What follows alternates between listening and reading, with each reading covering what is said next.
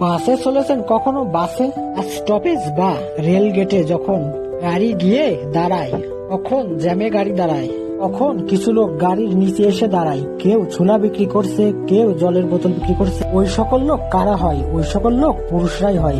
আপনারা মহিলারা যে ঘরে থাকেন না, আপনারা বাইরের ধুলা খাওয়ার হাত থেকে বেঁচে যান।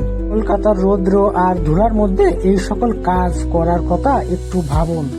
যে কাজ পুরুষরা করছে দিনভর, যেন বেলা শেষে কিছু খাবার আর কিছু পয়সা ঘরে আনতে পারে। এসব বলা খুব সহজ যে মহিলাদের বাইরে বেরোতে দেয় না, মহিলাদের ঘরে বন্দি করে রাখে। যখন আজ মহিলারা বাইরে বেরোনোর সুযোগ পায়, অধিকাংশ মহিলা বেরোতে চায় না। কে বাইরের ধুল খাবে? কে এত কষ্ট সহ্য করবে? বাইরে অনেক কষ্ট।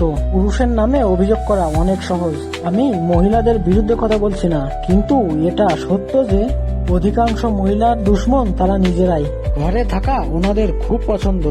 এজন্যই তো লেখাপড়া করা শিক্ষিত মহিলারাও চাকরি ছেড়ে দিয়ে ঘরে বসে ঘরের কাজে হাত লাগায়।